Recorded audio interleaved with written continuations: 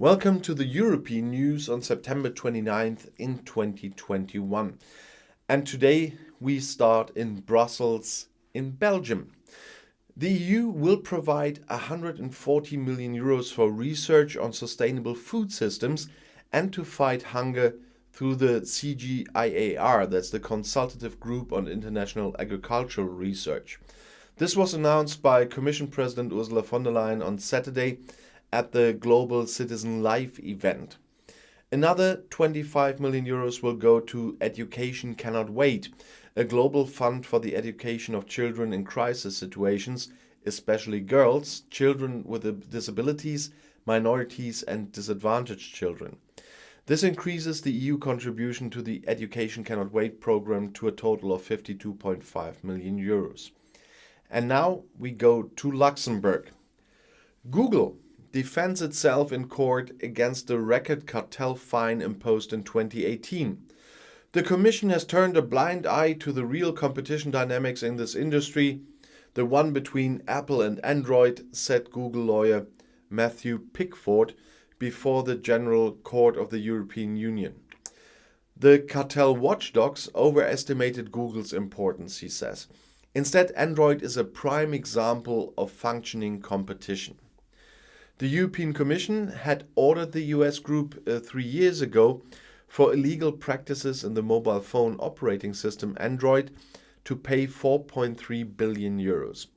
The reason given was that the Alphabet subsidiary had made inadmissible regulations for the use of Android since 2011, for example, smartphone manufacturers and mobile network operators, and required certain Google apps to be pre-installed. Google is now challenging that. Commission Attorney Nicholas Kahn pointed out that Apple plays a subordinate role and that iOS has a small market share compared to Android. At the same time, he emphasized that Google's approach aimed to exclude competitors. Android is currently installed on 4 out of 5 smartphones worldwide. A verdict could come in the coming year. And now we have to go back to Brussels in Belgium. The European Alliance for Plastics Recycling aims to ensure the recyclability of 26 plastic products used in packaging, construction, agriculture and household appliances. These products make up over 60% of the plastic waste collected in Europe. The aim is to achieve the goal of using 10 million tons of recycled plastics annually in the manufacture of new products in Europe by 2025. The EU Commission announced this on Monday. And now we have to go to Sofia in Bulgaria. The EU demands that Bulgaria present detailed steps on how to shut down the coal-fired power plants in the country. Almost 40% of electricity is currently still generated from coal, which is causing enormous environmental damage. Many are very skeptical when it comes to phasing out coal, says Pekanov, the head of Bulgaria. These people don't think there will be investments to replace jobs in the coal sector. He himself was surprised that the EU Commission is now demanding clear deadlines. The question is whether we can decide in a few weeks how the coal region around Stara Zagora should develop in the next 15 years. Our wish, however, is that we submit the plan before the election. Everything depends on the negotiations between our Ministry of Energy and the EU Commission. In terms of content, it was a priority for Pekanov to invest more in education, health and social issues in the national plan.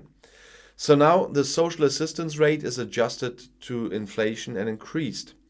That hadn't been the case for 10 years, and that's why people got less and less money, they told I think in this case was Austrian press. Wages, taxes and redistribution are very low here. This has so far been seen as the only way to become competitive. He says he never shared that view, and many Bulgarians no longer see this as a model. They feel exposed to many risks as a result. That also promoted emigration. In any case, the 6.3 billion euros should now also flow into digitization and the health sector. For us, newer technology in the hospitals is important, for example, for the treatment of heart attacks and strokes, said Pekanov. Above all, the enormous regional differences should be balanced out a little. While Greater Sofia is developing well, the 5 regions beyond the capital are the poorest in the EU. As Deputy Prime Minister, Pekanov also found that the ministries lacked expertise. There are simply too few suggestions as to how the money should be used, he says. That is why more young experts are needed in the administrations. Although Pekanov comes from a country in which the rule of law is very poorly anchored, or perhaps because of it, he's in favor of combining EU funds much more closely with the efficient rule of law. The criteria should be strict. In the past few years, the shady role played by the powerful Attorney General Ivan Geshev, who was close to those in power, has sparked protests. Geshev is a symbol of a judiciary that is undermined by private interests. The transitional government is therefore also included in the national plan that other public prosecutors' offices can now review the public prosecutor's office. Overall, the scientists praises the EU's reconstruction plan. This is the result of discussing by many macroeconomists who have always said that the EU needs such an instrument to recover from a crisis and to implement priorities such as digitization or the Green Deal. I think this time we have, in contrast to the last one on the financial crisis, this time we're on the right track. In percentage terms, Bulgaria receives the highest share of funding after Croatia. The decisive factor was how badly an economy was hit and how small the country is. In 2024, the state with 7 million inhabitants wants to be able to join the euro area. Pekanov points out that the retirees and other risk groups are afraid of a blatant price hike and therefore demand that one proceed with caution. The Baltic countries did a good job. There wasn't much inflation there, he says, citing a good example of joining the euro. It's also about keeping the citizens well informed and not making empty promises. It's not like we will be like Germany or Austria all of a sudden, he says. Pekanov understands the concerns in Germany, Austria and the Netherlands when it comes to new euro members. He points out, however, that the controls in the eurozone are now much better than they were 20 years ago, and that Bulgaria is pursuing a very conservative monetary and debt policy. We are very cautious even now in the crisis. Much more money has been spent in Western Europe. That is why the pandemic measures were accepted more easily there.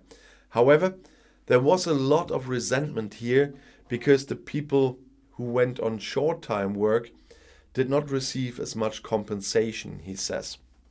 Well, the fear of drastic changes is great in Bulgaria because poverty is extreme. The median income is still below 500 euros. The minimum wages are 200 or 300 euros. That is why we can only be ambitious if these people are there too, said Pekanov. The young economist, who has also worked in Frankfurt, points out that it takes a critical mass to achieve real change. The decisive factor is therefore whether the Bulgarians choose enough reform-oriented forces in November in the elections. The question is whether there is the critical mass. And now we have to go back to Brussels.